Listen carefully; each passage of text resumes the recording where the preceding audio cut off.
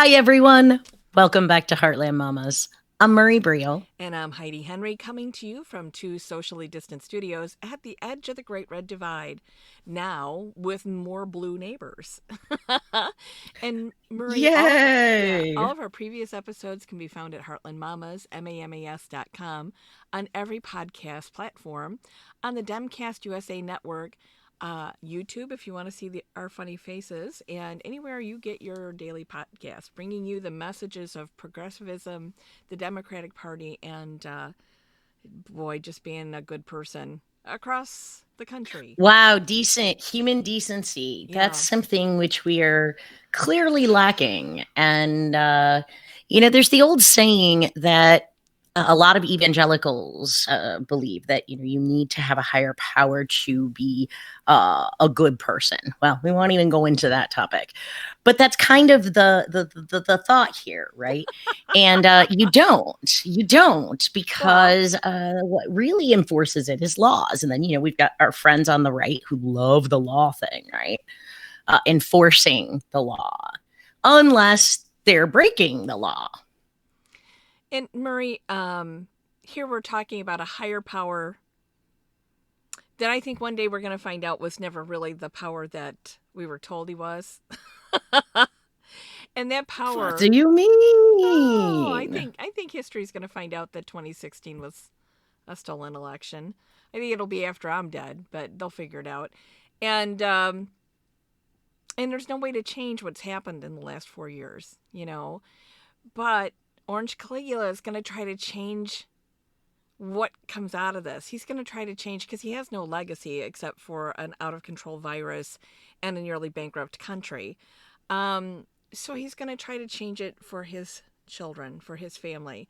He's going to try to put more money in his pockets because he's about $1.8 billion in debt, latest tally. And all of those debts are going to come due on January 22nd. And he doesn't have the money. Now, the bigger the income, the bigger the debt. I get that. But he is in so far over his head right now that the only thing he's got is his legacy through his grifting children. And so let's talk And about. I Go ahead. well, you're right, Heidi. I think you really sort of tipped us off to where we're going today. And that is being a decent human being is no longer governed by religion or faith, if it ever was, or laws. And so, um, you know, eh, this presidential pardon thing we have to dig into. Yeah. It's a major issue that has been expanded since the beginning of our nation. I Right. mean, before our nation started, we had, the Federalists who wanted a controlled, centralized government, including central banks, central taxing, and that's how we got what we have. And the Anti Federalists were like, no, because it reminded them too much of the kingships Right. of the rulers, of not having representation, which they were very anti. Right. So it's really interesting because when they were doing the Constitutional Convention, that was one of the real big sticking points, was whether or not you would do whether or not presidents should have presidential pardon Right. abilities. Alexander Hamilton won, Jefferson lost. And because of that, the president has the ability to pardon. But the big concern with the Anti Federalists was it was used to cover corruption Right. by the kings and the royals and the lands and the lords. And they were worried that that sort of power would allow a president to do unheard of things. And we're seeing that it's actually happening right now, right? So this a group of our founders saw this coming, tried to head it off at the pass, but got drowned out. All I'm saying. Yeah. Well, Murray, and the first president to do a pardon was Washington. If you, Yeah, boys and girls, if yeah. you just Google whiskey rebellion, that was the first presidential pardon. And so we have precedent Right. for this since our inception as a country. And you know, in one of my third least favorite president, Andrew Johnson, uh, pardoned the South after the Civil War because he really Basically, yeah. yeah. Yeah. You murdered Anyone who you was murdered your related. countrymen in war. You seceded from our country. Puh, yeah, you're pardoned. No big deal. You want to enslave people? Well, we can't let you do that, but you can oppress them legally. So that was Andrew Johnson. And boy, he had a hard time moving out of second place behind Reagan for me. So sorry, I just am. Really? Really? Yeah, I don't know. Yeah. He's pretty horrible. he is He's horrible. pretty horrible.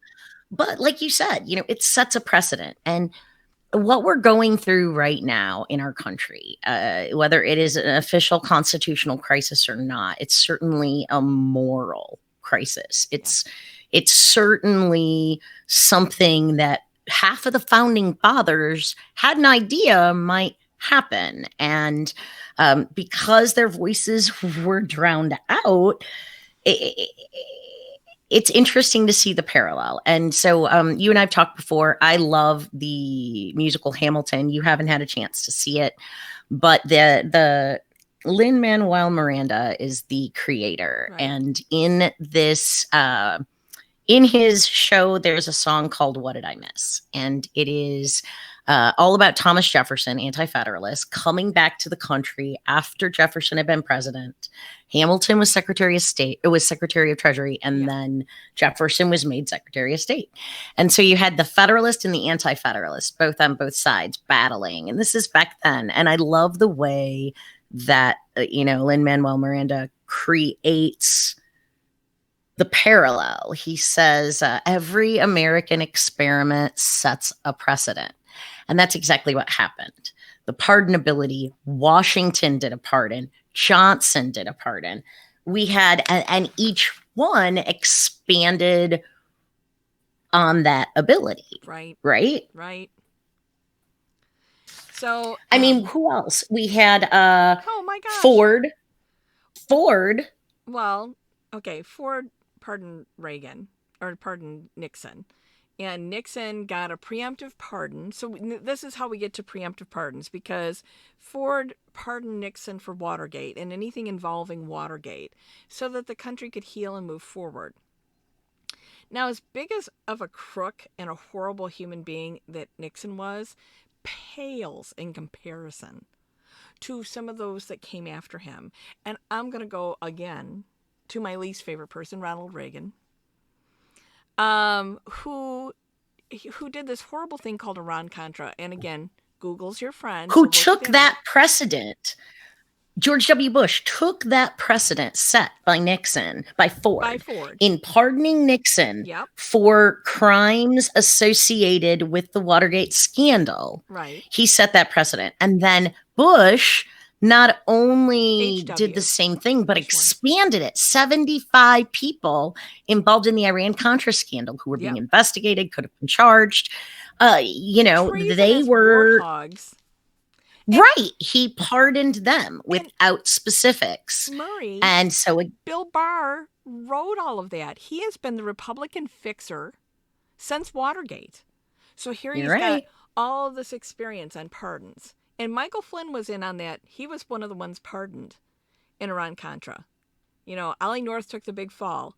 But Michael Flynn was right there. Do you get a limit on how many pardons you can get? Oh. Like, is it like 3 pardons a lifetime? Is that written down anywhere? Because Flynn's on 2, right? Yeah, Flynn's on 2. We'll talk about Flynn. We need to talk about Flynn here for a second. Okay. And I know this is a bit sidetracky, guys. We're sorry that I'm gonna go down this path and we'll come back. The frustrating part is that as we keep talking about a precedent, right? Every American experiment sets precedent. So Nixon was pardoned by Ford, and then Bush pardoned a whole bunch of people who may had something to do with one of the treasonous scandals in the United States.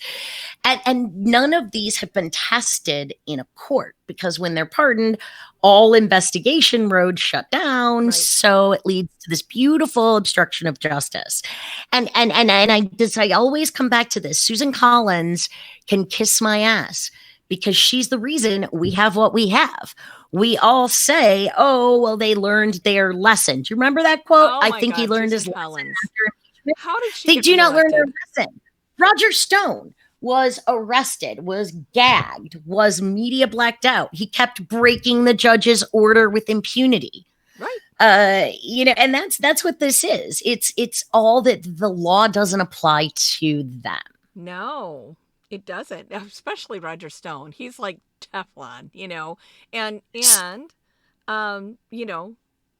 Trump is the same way. He is Teflon. Everything slides off of him. Well, and Mike Flynn, he got pardoned. He was not supposed to be where he was. That was ignored. He acted as a foreign agent. He lied to the FBI. He was convicted. Yep. He gets pardoned. And what does he do? He says, like, 24 hours later that the president needs to declare martial law Right. in order to retain the presidency. Yeah, he learned something. I don't think pardons are really the best idea. I wonder if that was part of Michael Flynn's conditional release, was based on the fact that he had to say something batshit crazy to back up Trump. And then that brings us to bribery, right? Like, so just when you think, things are not banana cakes enough, Right. and that we have precedent to allow these things to happen, to allow the deterioration of the only thing that governs our nation, and that's laws, right? Right. It is mind-blowing to me that Murray, we can't investigate the crimes that they did because they got a pardon for things that may or may not have happened. It's obstruction of justice. It's the dissolution of the rule of law. when Kellyanne Conway uttered those words, alternative facts, Oh, yeah. we have, as a nation, never recovered from those words.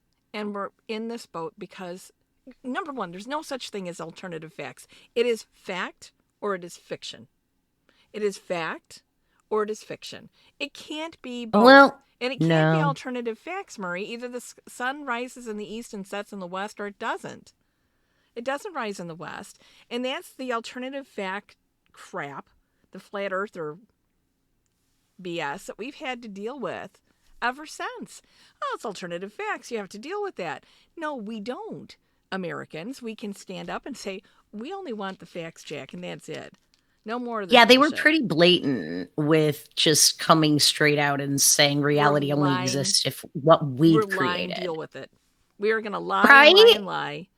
And we're going to say it's our facts and they're different than the real facts. But to our base, they're going to be the real thing. This is how we have this problem with COVID-19, because alternative frickin' facts, And so, Murray, we get out to this thing where, and we don't run into this. Have you noticed that we do not run into this in Democratic administrations? Not in my lifetime. Well, wait a minute. Hey. I'm not gonna say that. Okay. Look at Clinton. Okay. All right. He pardoned his brother. He pardoned Mark Rich. Come on now. Okay. There was some shady shit going on there too. You know how I feel about Bill Clinton. You know how I feel about Bubba. He was a reprehensible man whore. And I didn't vote for him the first time through. And I did vote for him the second time, holding my nose the entire way because the alternatives were horrible. But, Clinton was a Republican wearing a Democrat suit. So there's a lot of past Democratic presidents that are like that. I love Barack Obama, and he was amazing, and some of the things he did were fantastic. But I think it goes to his frame of thought and his middle of the road corporate mentality. And I'm not gonna dig on him, but even in saying what he said just the other day, that we have to stop using catchy phrases like defund the police, because that alienates a large portion of people instead of activating them. And basically he said it scares white people.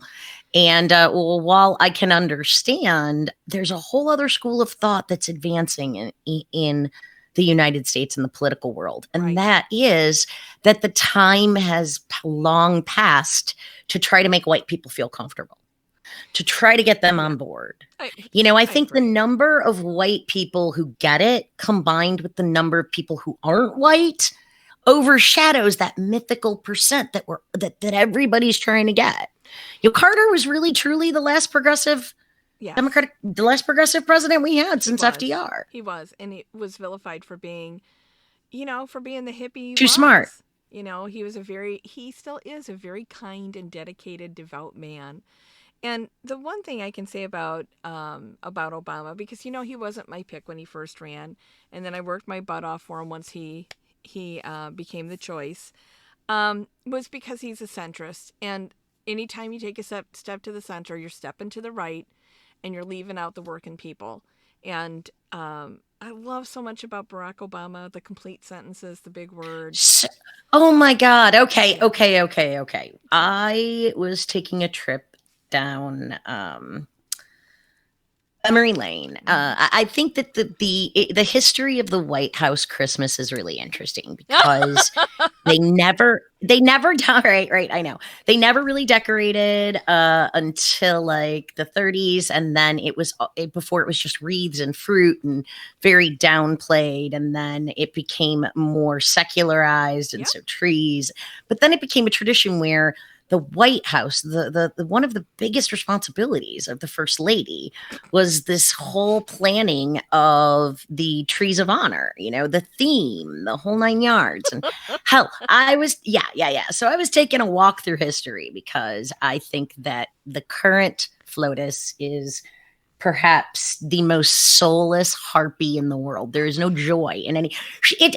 All right, so let's, her decorations are the same, except for the blood red trees and the spiky things in the portico. Everything else has been the same. No, I think And then you look, go ahead. I think because her theme this year is red and gold after she called them the effing Christmas decorations.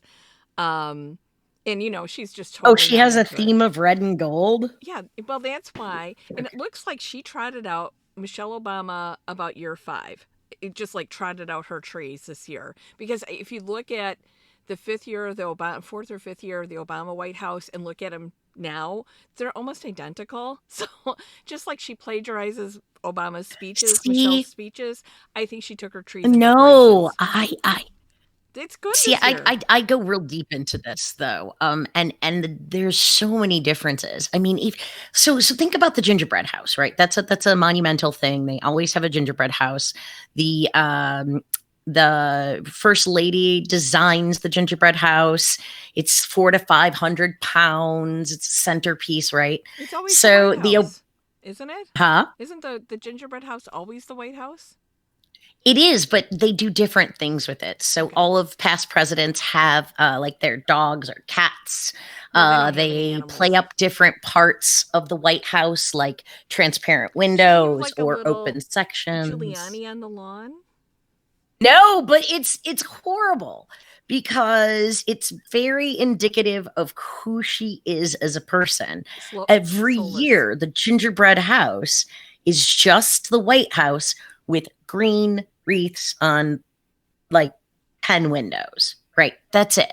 No uniqueness, no difference every year. The Obamas were the first ones to have a chocolate White House. They had it completely dipped in chocolate. Each one of the first ladies has and their themes were more thoughtful than red and gold. Like one year, Michelle Obama was reuse and upcycle or something along those Right. lines. And she had, trees and wreaths made out of recycled, 75 pounds of recycled paper. And Right. and just to see this lack of anything there and what she did to the rose garden, I think she needs to ask for a pardon. Oh my gosh. Crime against I am the American hoping people. in some, because I studied horticulture when I was in college.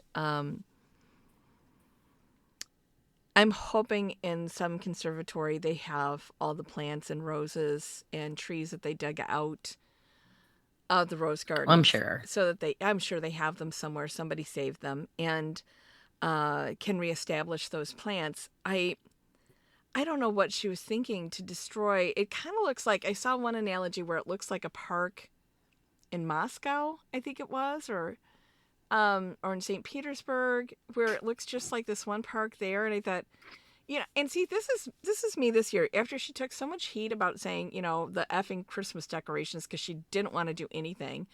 And she doesn't want to show up. We always see her body doubles, never her, and they're different heights. So I know they try to adjust it with the shoes, but they All never right, quite all get it right. right. We So don't I have proof of that, Heidi. just look, All right, ma'am. that's not a confirmed fact, folks. We Okay. don't want to be Well, like Q. did you ever see the movie It's Dave? possible. Did It's you did you ever probable. see the movie Yes, Dave? of course. Of I love course. Dave. Yes, It's one yes, of my yes, favorite yes. movies. And it does have a Dave feel to it, And everything he does is out of either some sort of reality show or movie line, except for Mein Kampf. Half of his presidency has come out of Mein Kampf, which is the only I'm book he's just ever saying. read. They just saw Dave and they're like, "Look, Flotus, you can do this."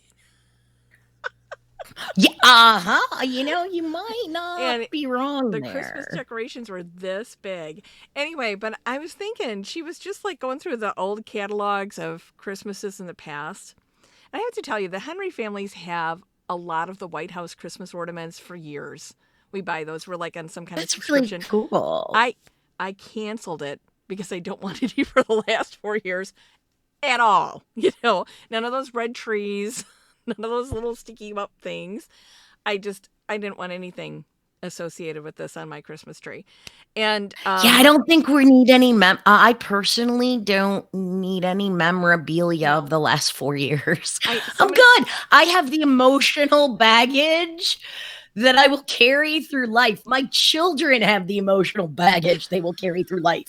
I don't need a memento, man. I'm good. I somebody sent am me an good. ornament that's a roll of toilet paper that says 2020 on it. That 2020. that one I think will make it to the tree this year. But what I was going to say about this whole thing with Melania, I think she went through a catalog of Christmases in the past and just said, "Give me Jackie O, 1964. Wheel those ones out." So I think that's that's where I this year's mean, every decorations came year from. they're so very. It's I can't even. We're not going there, but I think that for crimes against the spirit of Christmas, remember that they were bringing Christmas back. Sure, they are. She should get a Say pardon, Merry but Christmas you know now. that brings us to preemptive pardons, though, right? We Yeah, let's talked talk about about how those preemptive every. pardons because do we have to pardon her for being a complete, I don't know, what is she? An actress? What is I she? don't know. That's really hard to label there. And I don't usually slut shame people, because people are who they are and how they are. No, no, no, So, no, no. and I'm not going to, but that's where you want to go because we've never seen a first lady naked before. Now True. they made a We've big never seen a lot of things from this administration, which is we've seen a why this preemptive pardon bullshit. we've Okay. okay. So we know that Ford preemptively pardoned Nixon, right? He Right. started the whole thing, Right. anything that might have to do. Then Bush comes along and says, okay, well, all you people that had something to do with Iran Contra, meh, you're kind of off the hook. Right. Actually, it began before with Andrew Johnson. We're going to forgive everything you Yeah. did. Murray, But at least that we're specific enough, maybe, to get maybe specific enough to get to the pardon state. But at this point, doesn't he have to sort of rat his own kids out in order to get them pardons? He's talking about pardoning them like a blanket pardon. And number one, these pardons are only good for federal crimes. So if they've done any state crimes in New York or Florida, it doesn't count. And we know that there's stuff out there floating around about Trump in the state of New York. And we know that I wouldn't be surprised if he served sometime right around the end of his just after the final days of his presidency. But you know, they're talking about a blanket pardon, but they're not going to be specific about what they're going to pardon them for. So I think it's going to be anything to do with campaign fundraising, anything to do with the presidency, foreign travel. It's going to be a very wide swathing blanket that he's going to wrap Eric and Don Jr. and his favorite Ivanka in.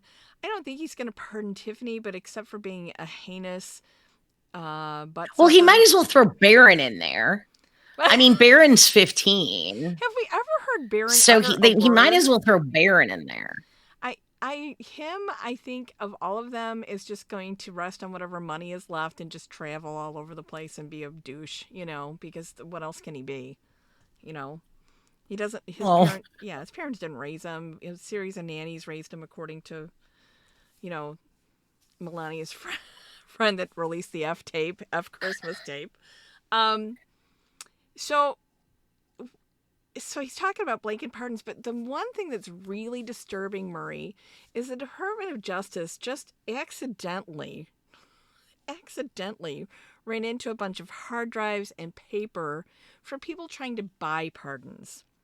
And yeah, some, there's a case that was being investigated right. about, an investigation about people buying pardons from the president since they bought access and they Yes, bought, foreign governments bought influence. Of right. course, why not pardons? They're up for sale too, Yeah. right? Like, hey, but $1 for a pardon, 1 million, 2 million, 2.5 million for a pardon for treason. I don't know what's the going rate for a treason pardon these days. Well, you had said something in our pre-show about Devin Nunes, and he doesn't have that kind of money to buy a pardon. He doesn't.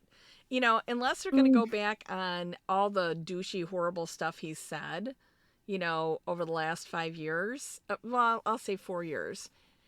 Unless they're going to go with that, I don't think it's going to be possible, for him to purchase one. Hmm. What do you think? Yeah. I think that there's going to be a lot of pardons that are given out. But again, I wonder, maybe that's why there's such impunity um, about him not conceding the election. And literally, he's not leaving. Like, I'm telling you, I'm calling it. He's not going to leave the White House. He's already said, well, uh, Biden can take the White House when he proves he won. No, screw you. That's not how this works. You've got Mo, whatever the heck his name is, I can't remember it. This representative saying he's going to deny the electoral college vote on the floor. Right. So are these people bucking for pardons? Is that part of the deal?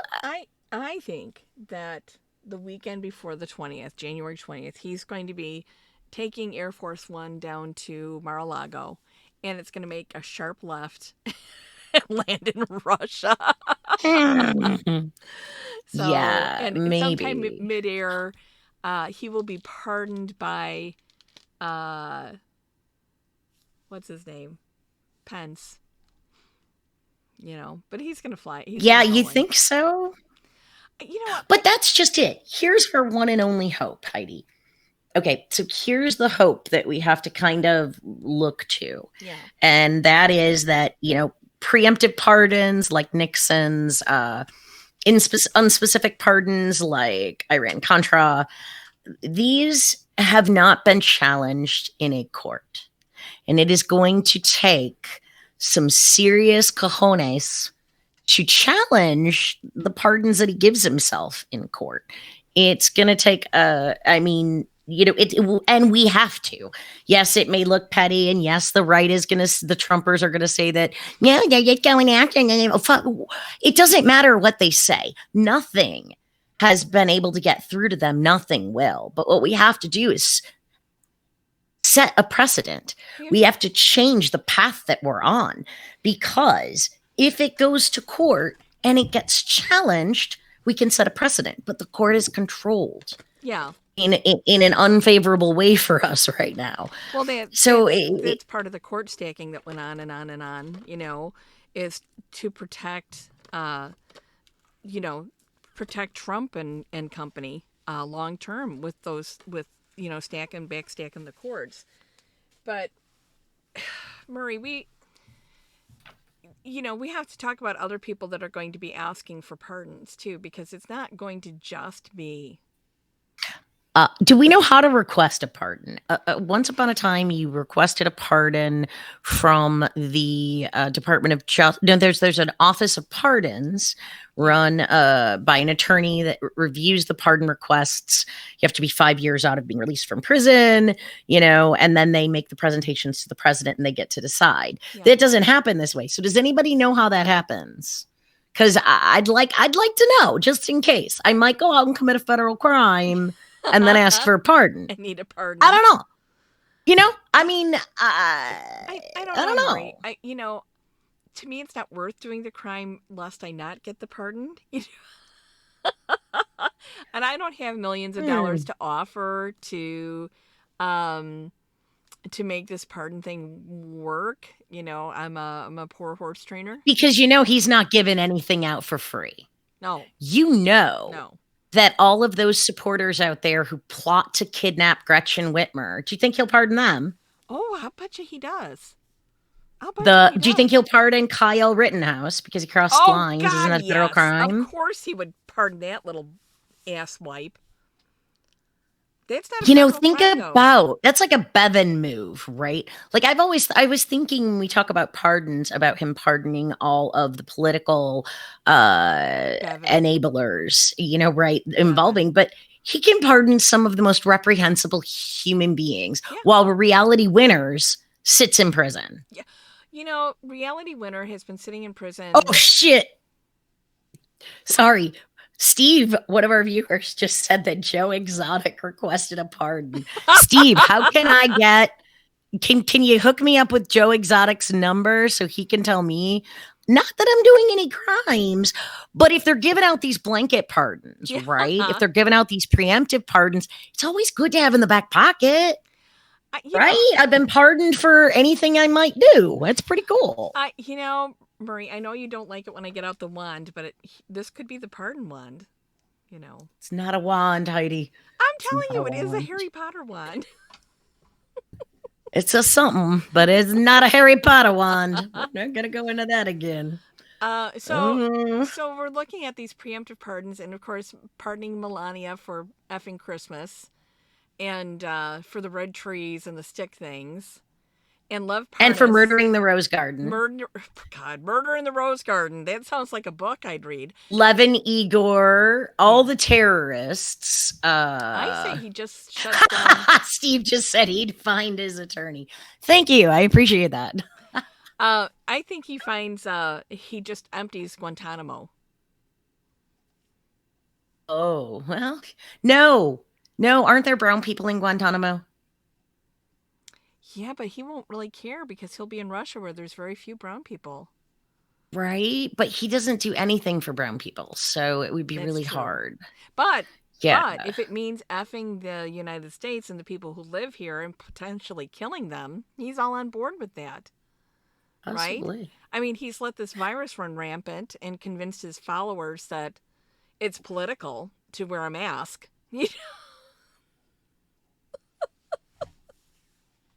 How did we get here, Marie? How did we get here?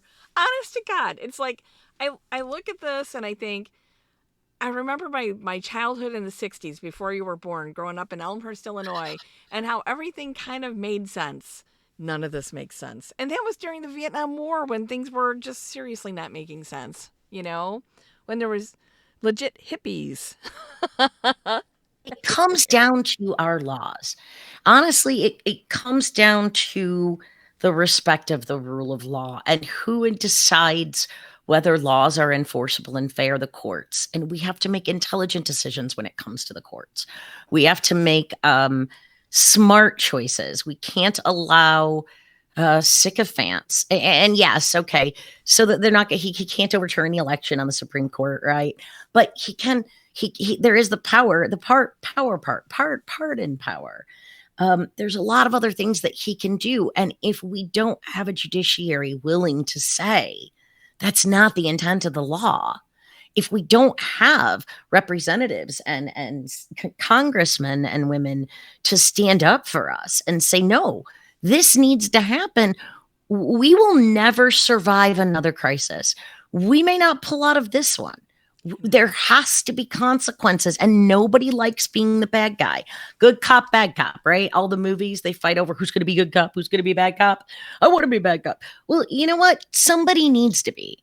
And it's time that they step up and do it because everything sets a precedent. And no one has challenged this legally yet. But I'm worried that if it does get challenged legally for his blanket future forever pardons, what precedent does that set? We've already seen it erode from Washington throughout history.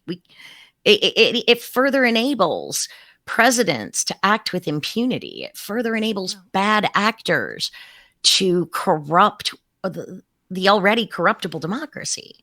It's really concerning. I've been gravely concerned over the remnants of our democracy. And I mean, things that keep you up at night, and you wonder how do you change this conversation, because you can't seem to get people to even look past the fluff to look at the facts. It's like if you could just get them to look at the facts, can they see that? Or is the alternative reality polluted so many minds that we can't even find that anymore? I really I don't truly know, wonder but it and worry has about to that. be it has to be the law, and we have to write better laws, more specific laws, and they have to be enforced, because even if they're written, it doesn't matter if they're not enforced, and people True. need to have consequences for their actions. And I had a dream last night that Donald Trump was Oprah, and it was pretty hilarious because he's standing on the stage of The Apprentice, but it was a giant airport, right? And it's all these sea of people, and the virus is floating through the air. And he comes out, and there's this giant red Santa Claus that is really just Rudy Giuliani and Chris Christie, behind him, Puffy. And he starts going, everybody look under your chair. And so everybody looks under their chair, and he goes, you get a pardon, and you get a pardon. Everybody gets a pardon. So that was my nightmare last night. It's on top of the 5-year nightmare we've had. Sweet Mary. Seriously. Amen. And I'm tired of it, Murray.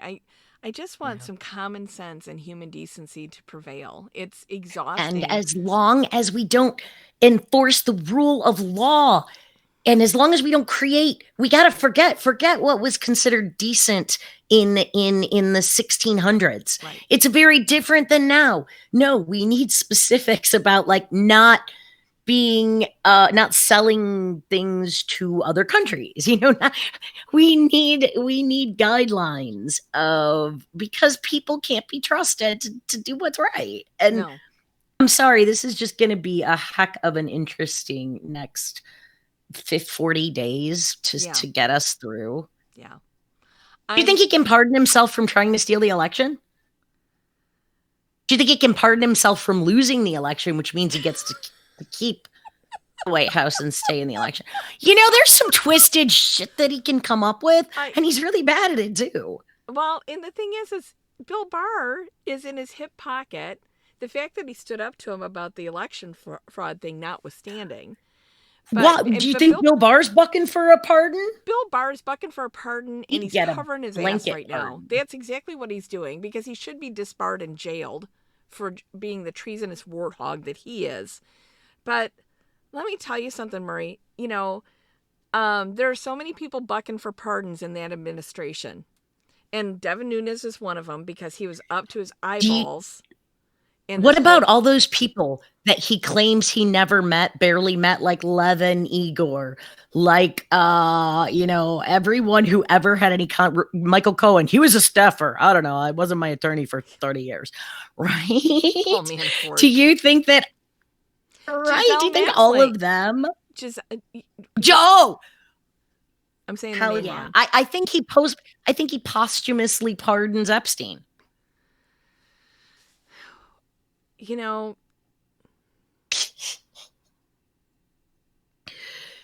trail of ridiculousness goes far and deep. I'm betting that Mike Liddell, the My Pillow guy, is so getting a pardon for being a jackass. Like, he just needs a pardon for. Can you please just pardon him for his Can you pardon him existence? for being a jackass? I don't know. Apparently, I'll you never, can pardon for anything that hasn't even happened yet. So I'll why never not? buy one of his damn pillows. Right. Neat. Oh, guys, we have gone over our time today, but this is something we really just need to look at, and we need to hold our, legal profession, our judiciary, uh, to task, and say, hey, stop, and you have an opportunity to prevent this from going farther. Yes. Because And they if need we to. don't put a cork in this bottle, if we don't put the genie back in the bottle, God knows what's going to happen with the next president. I don't know if Biden's going to have a maniacal idea. Streaker. I Yeah, doubt it, but I he doubt could. it. Well, that's I'm my not. point. I'm not denying it's not possible. And the system itself enables corruption to occur. Everything we talk about, Yeah. money, politics, it is also intertwined, and it all comes back to greed and power. And that's a story for another day. So thanks for tuning in for our episode on who gets a pardon. By the way, for those of you watching, when my husband Steve finds the attorney to ask for a pardon, and she didn't really commit a crime, but she irritated us. We're going to ask for a pardon for our Great Dane puppy Tato, who ate our couch yesterday. So tune in every Tuesday and He doesn't Thursday like dogs, live at though, Marie. Oh, she's so sweet. But she did eat a cat. So tune in every Tuesday and Thursday and listen to us. We also have all of our previous episodes, Demcast USA, any place you can get your favorite podcasts, YouTube, and at Heartland Mamas. MAMAS.com. We'll see you later, everybody. See you Tuesday. Take care now. Bye-bye. Thanks, guys.